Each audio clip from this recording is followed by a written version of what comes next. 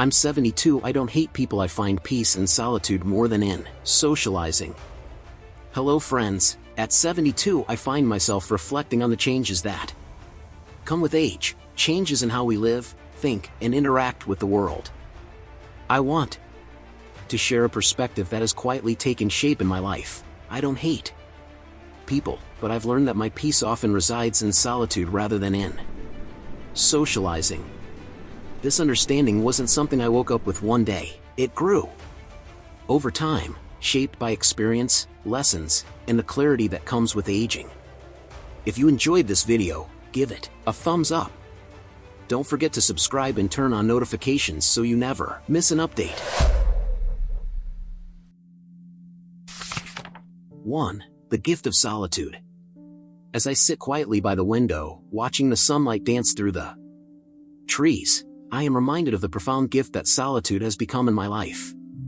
At 72, I've come to understand that solitude is not something to be feared or avoided.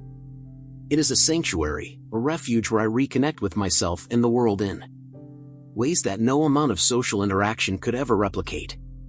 When I was younger, I equated solitude with loneliness. The thought of being alone filled me with unease, as though it were a sign of inadequacy or failure. Back then, my days were filled with the noise of obligations, the pull of relationships, and the constant hum of activity. Solitude was rare, often imposed by circumstance rather than sought out by choice. It felt unnatural, almost burdensome, to sit quietly with myself. But now, I see it differently. Solitude is no longer a void. It's a space filled with peace, clarity, and meaning. In the stillness of solitude, I've discovered a world that's far richer than I ever imagined. It's in these moments that I hear the soft whispers of my own heart, the truths that are often drowned out by the demands of life. The chaos fades, and what remains is the pure essence of being. I've learned to savor these moments, to let them unfold naturally, without the need to fill the silence with noise or distraction. Solitude has also taught me to notice the beauty in the smallest things, the rustle of leaves in the wind, the warmth of sunlight on my skin, the rhythmic ticking of a clock in a quiet room. These are the moments that ground me, that remind me of the simple joys life has to offer.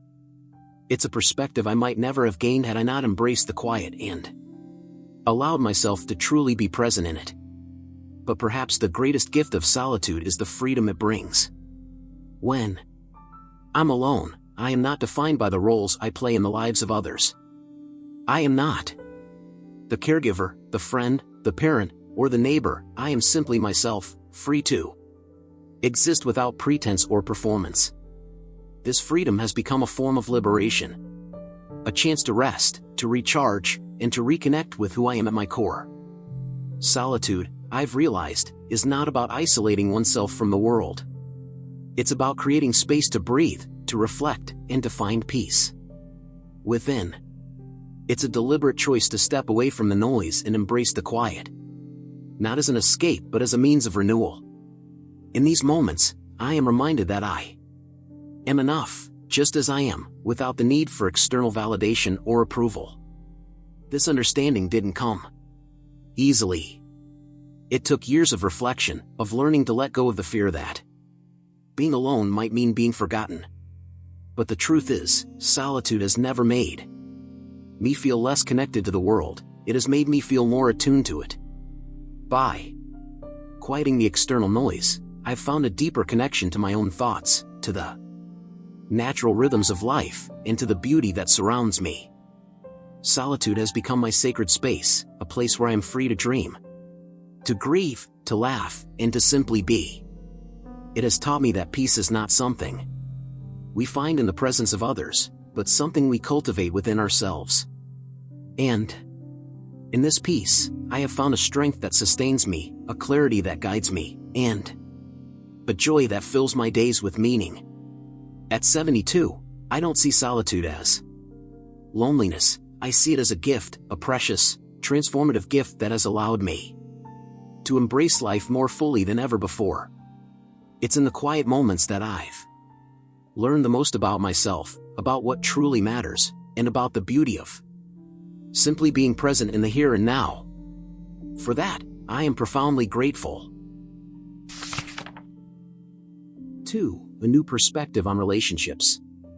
At 72, relationships feel like a mosaic, pieces of connection, trust, and shared moments that together form the portrait of a life well lived. Yet, as I look at this mosaic now, I see it differently than I did in my younger years. I no longer feel the need to fill every space with another piece, nor do I cling to the fragments that no longer fit. Instead, I've learned to value the beauty of what remains whole, what continues to bring meaning and joy to my days. In my younger years, relationships felt like a race to maintain, a balancing act of nurturing connections, keeping up with acquaintances, and ensuring that every interaction reflected well on me.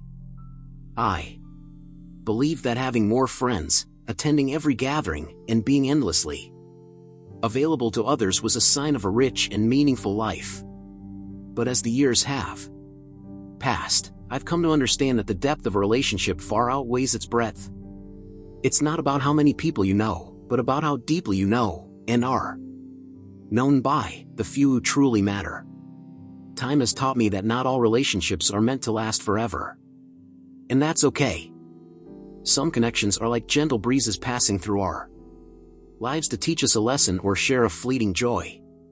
Others are like the steadfast roots of a tree, grounding us through life's storms. The mistake I made when I was younger was trying to hold on to every breeze, fearing that letting go might leave me empty. But I've learned that releasing what no longer serves us creates space for what truly nourishes us. Letting go doesn't mean rejecting people, it means recognizing when a relationship has run its course. I've had friendships that faded, not out of animosity, but because life pulled us in different directions.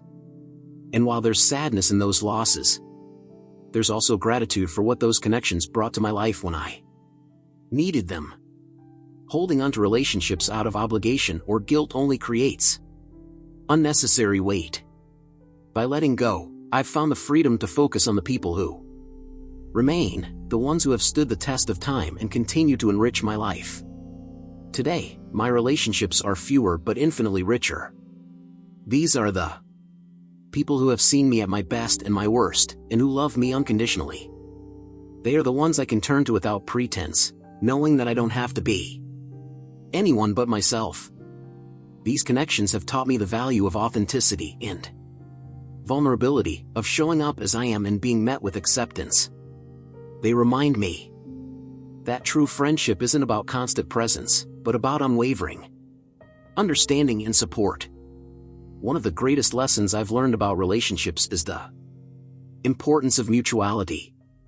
In my younger years, I often overextended myself, giving in the hopes of being valued. But I've come to see that relationships built on one-sided effort are unsustainable. The best connections are those where giving and receiving flow naturally, where both people contribute to and benefit from the bond. It's not selfish to expect reciprocity, it's a foundation of healthy, meaningful relationships. Another shift I've noticed is how I approach new connections. I no longer feel the need to prove myself or to win over everyone I meet. I've let go of the idea that being liked by everyone is a measure of my worth. Instead, I prioritize authenticity over approval. I approach new relationships with openness, but also with discernment, knowing that not everyone is meant to be part of my journey.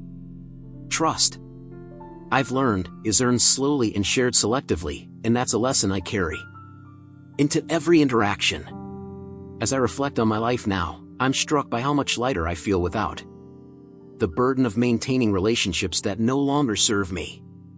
I no longer attend gatherings out of obligation or force myself into interactions that drain me. Instead, I choose my relationships and my time intentionally, focusing on what brings me peace and joy. This doesn't mean I've closed myself off, it means I've redefined what connection means to me. True connection isn't about constant interaction or grand gestures, it's about the quiet, meaningful moments that remind us of our shared humanity. A heartfelt conversation, a shared laugh, or a simple moment of presence, these moments, though small, have a depth that far surpasses the surface-level connections I once thought were so important. At this stage in my life, I've also learned to value my relationship with myself. Solitude has shown me that I don't need others to feel whole. While the connections I have are precious, they no longer define me.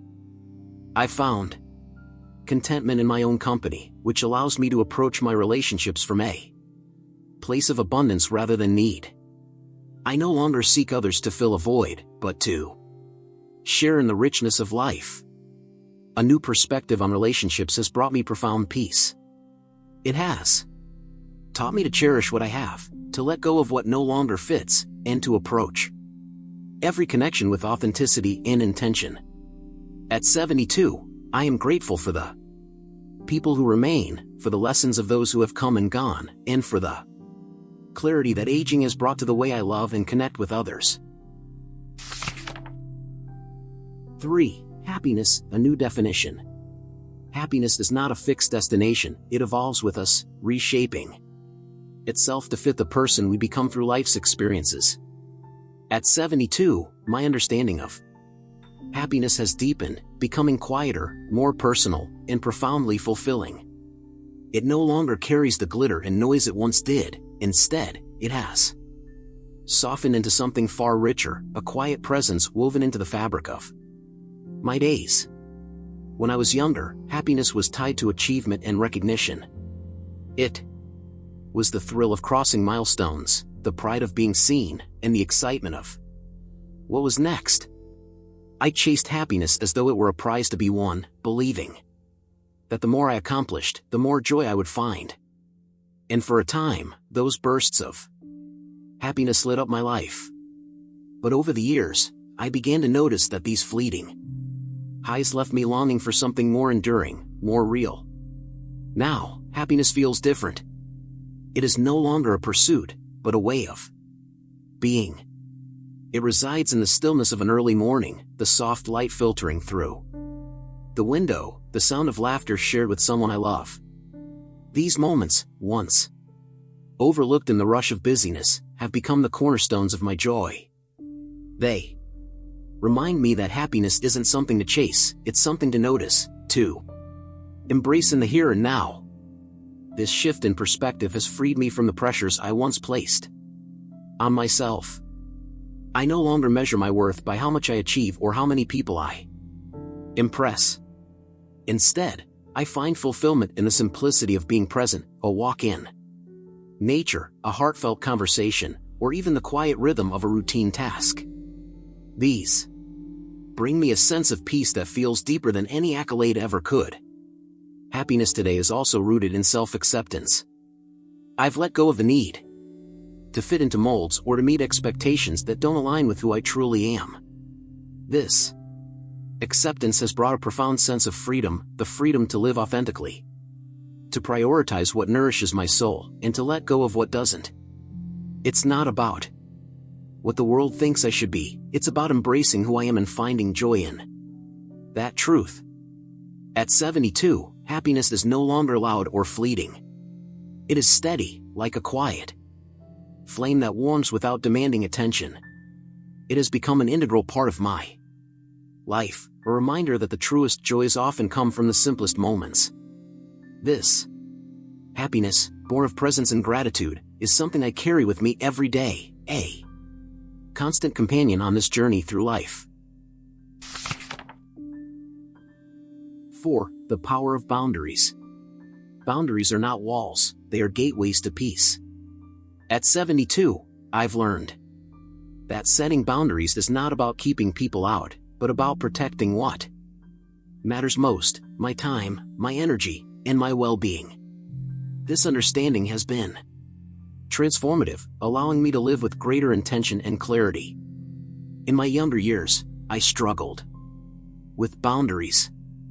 I believed that being a good person meant saying yes to everything and Everyone, even when it left me feeling depleted. I thought that prioritizing my own needs was selfish, that my worth was tied to how much I could give. But over time, I began to see the cost of this approach. Constantly stretching myself thin left me exhausted, resentful, and disconnected from my own life. The turning point came when I realized that boundaries are an act of self-respect. They are not about rejecting others, but about honoring myself. By saying no when I need to, I create space for what truly matters. I've come to see that taking care of myself isn't selfish, it's essential. When I protect my peace, I am better able to show up fully for the people and causes I care about. Boundaries have also taught me about the dynamics of healthy relationships. They reveal who values and respects me for who I am. People who truly care will honor my limits, while those who don't may fade away. This natural winnowing process has been liberating, leaving me with a circle of relationships that feel genuine and reciprocal. Perhaps the most profound gift of boundaries is the freedom they bring. I no longer feel the need to attend every event, maintain every relationship, or meet every expectation.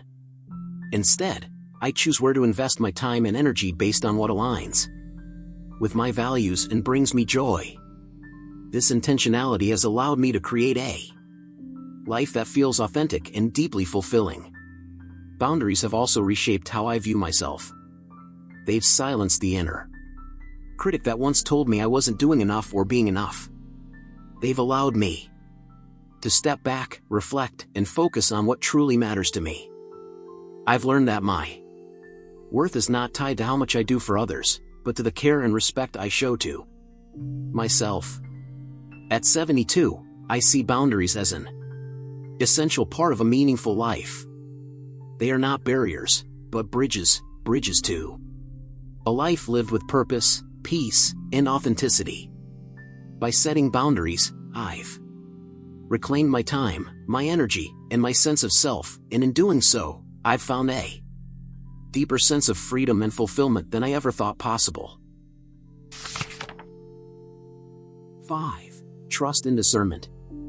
Trust is a delicate thread that weaves our relationships together, and at 72, I've come to see it as one of life's most precious and fragile gifts. When I was younger, trust came easily, almost naively. I believed in the goodness of people, often extending my trust freely, assuming that others shared the same sincerity and care that I did. Over the years, though, life has shown me that trust is something to be nurtured, earned, and guarded, not handed out indiscriminately. Experience has been a wise but often painful teacher. I've encountered betrayals that left me questioning not only the intentions of others but my own judgment, friends who seemed steadfast turned away in moments of need, promises that felt unbreakable dissolved without explanation.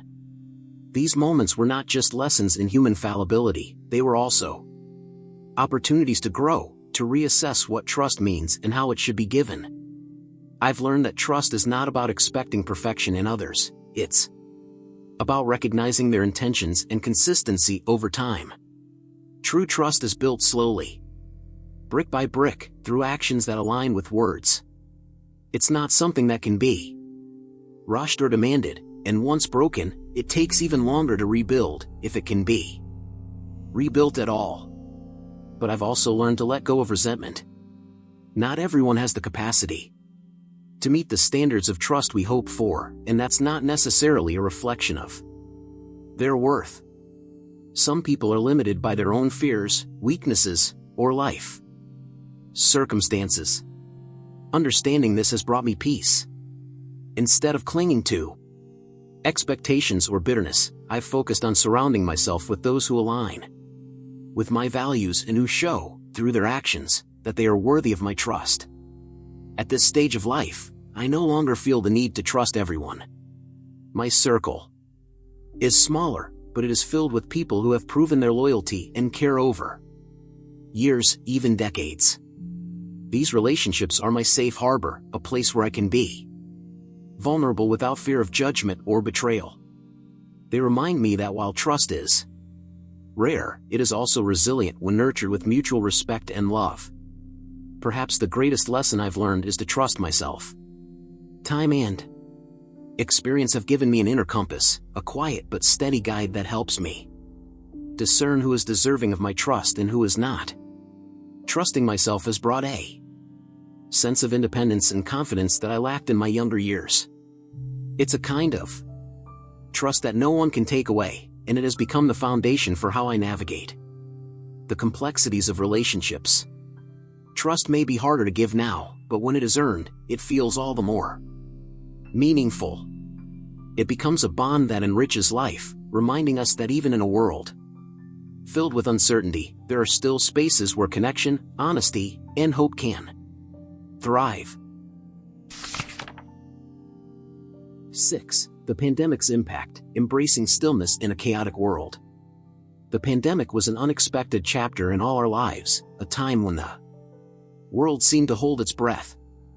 For me, at 72, it was both a challenge and a gift, a paradoxical moment of isolation that led to profound clarity. When the world slowed down, I began to see my life through a different lens, one that stripped away distractions and revealed what truly mattered. Before the pandemic, even in retirement, life felt like a blur of activity. There were routines to follow, places to be, and people to see. The pace of life, even when slower than in my younger years, still carried an undercurrent of urgency. But when the world shut down, all of that fell away. At first, the stillness felt foreign, even unsettling. I found myself faced with an unfamiliar quiet, one that seemed to demand introspection. As the days turned into weeks, the stillness began to feel less like emptiness and more like an invitation. Without the usual busyness to fill my time, I started noticing the small, beautiful moments that had always been there but were often overshadowed, the way the sunlight shifted across the living room floor, the melody of birds outside my window, the steady rhythm of my own breathing. All of these became sources of comfort, reminders of the world's quiet beauty. The pandemic also reshaped my relationships. With social distancing and lockdowns in place, the casual connections that once peppered my days were no longer possible. At first, this felt like a loss, a void where human connection used to be. But over time, I began to value the deeper, more intentional relationships that remained: a phone call with a dear friend, a handwritten letter from a loved one, a shared prayer in the silence of my home. These moments felt richer and more meaningful than the surface-level interactions I had often relied on before. Perhaps one of the most surprising lessons of the pandemic was how much I came to enjoy my own company. In the absence of constant interaction, I was forced to confront myself, to sit with my thoughts and feelings without distraction. What I discovered was a sense of wholeness that I hadn't fully realized before. I didn't need to be surrounded by people to feel complete. I could find joy and contentment in simply being. This time of stillness also taught me to let go of the pressure to stay busy. The world often tells us that productivity equals purpose, that a full schedule is a sign of a meaningful life. But the pandemic showed me that meaning is not found in how much we do, but in how present we are in what we do.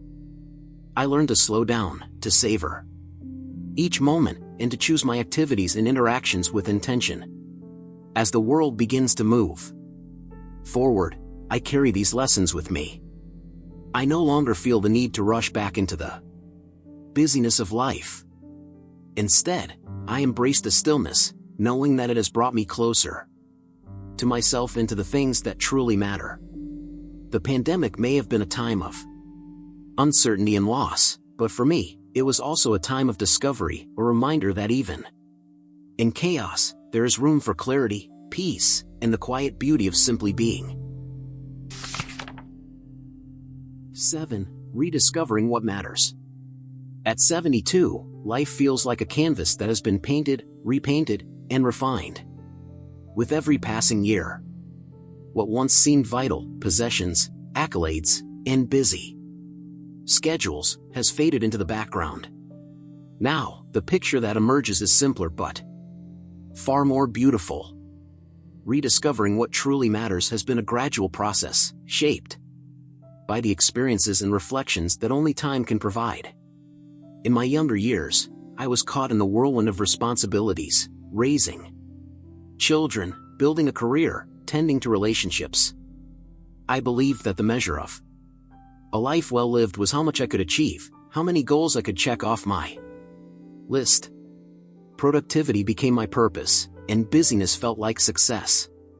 But in hindsight, I see how much of my peace and happiness I sacrificed, chasing things that, while important in their own way, were not the essence of a fulfilling life. Now, the things that matter most are far simpler and closer to home. It's the warmth of a hug from a grandchild, the soft light of dawn streaming through my kitchen window, the taste of a homemade meal shared with loved ones. These moments, so ordinary on the surface, hold a depth and richness that I once overlooked in my rush to do more and be more. Rediscovering what matters has also meant letting go of people, expectations, and even parts of myself that no longer align with who I am today. There is a quiet grief in releasing old versions of ourselves, but there is also immense freedom. I no longer feel the need to keep up appearances or meet the expectations of others. My days are not defined by how much I accomplish, but by how present and fulfilled I feel in the moments that make up my life. This simplicity has reshaped my relationships, too. I've stopped clinging to connections that feel forced or one-sided. Instead, I focus on the people who genuinely enrich my life, the ones who understand me, accept me, and bring light to my days. These relationships are fewer but infinitely deeper, reminding me that the quality of our connections far outweighs their quantity. Rediscovering what matters is not about giving up, it's about growing into yourself. It's about finding peace in the natural flow of life and trusting that what remains is enough. This clarity has brought me a sense of contentment that feels grounding and unshakable, a quiet confidence that my life, as it is now, is full and complete. 8. Is this normal? Finding peace in the natural flow of aging. I've often wondered if the changes I feel are universal, this craving for solitude, this growing selectivity in relationships, this prioritization of peace over productivity. And as I've listened to others in my circle, I've realized that these shifts are not only normal, they are part of the natural flow of aging, a shared journey that many of us are quietly walking. In our younger years, life feels like a race. There are milestones to reach, expectations to meet, and people to impress.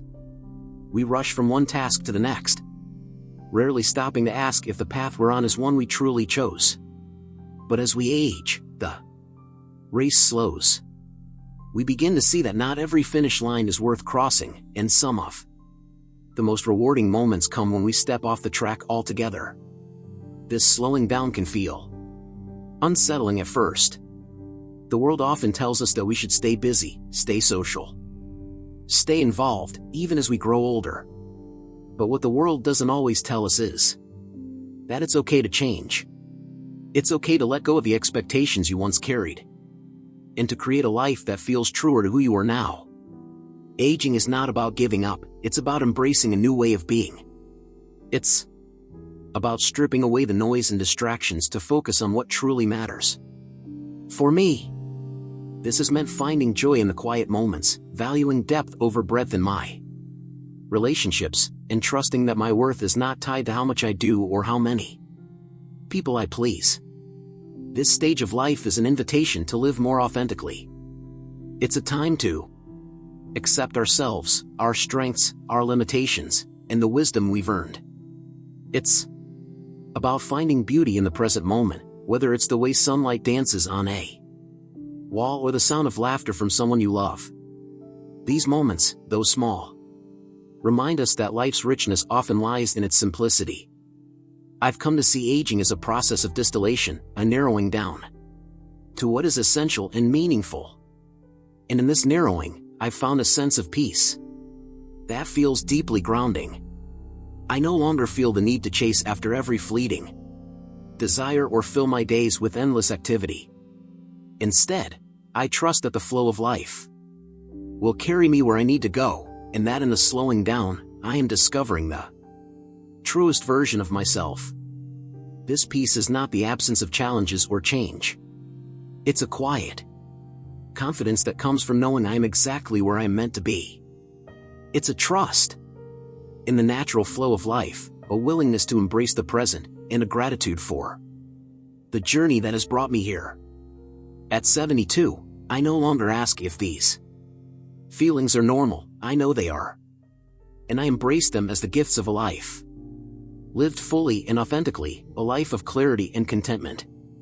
As I sit with the reflections of a life well lived, I find myself filled with a deep sense of peace, not because every moment has been perfect, but because I have learned to embrace life in all its imperfection. At 72, I understand that clarity and contentment are not found in the rush of activity or the approval of others, but in the quiet acceptance of who we are and what truly matters. Aging has a way of stripping away the unnecessary, leaving behind only what is essential. It teaches us to let go of what no longer serves us, old expectations, superficial connections, and the need to prove ourselves. In their place, we discover the beauty of simplicity, the richness of meaningful relationships, and the quiet joy of being present in each moment. For those walking this path with me, I encourage you to lean into this season of life, embrace the lessons it offers, even when they come with challenges. Allow yourself the freedom to prioritize peace, to deepen your connections, and to cherish the small, everyday moments that make life truly rich. Trust in your journey, and let go of the need to compare it to anyone else's. Your story is uniquely yours, and it deserves to be lived authentically and fully. As I look ahead, I no longer worry about what the future holds. Instead, I trust in the wisdom I have gained and the clarity that guides me. Life may slow down, but its richness deepens, and in that depth, I have found more than enough, a sense of fulfillment, a quiet joy, and a gratitude that sustains me. Here's to living each day with intention, love, and a heart full of peace. This chapter of life is not an ending, it is a beginning, a time to rediscover ourselves and to live with the clarity and grace we have spent a lifetime earning.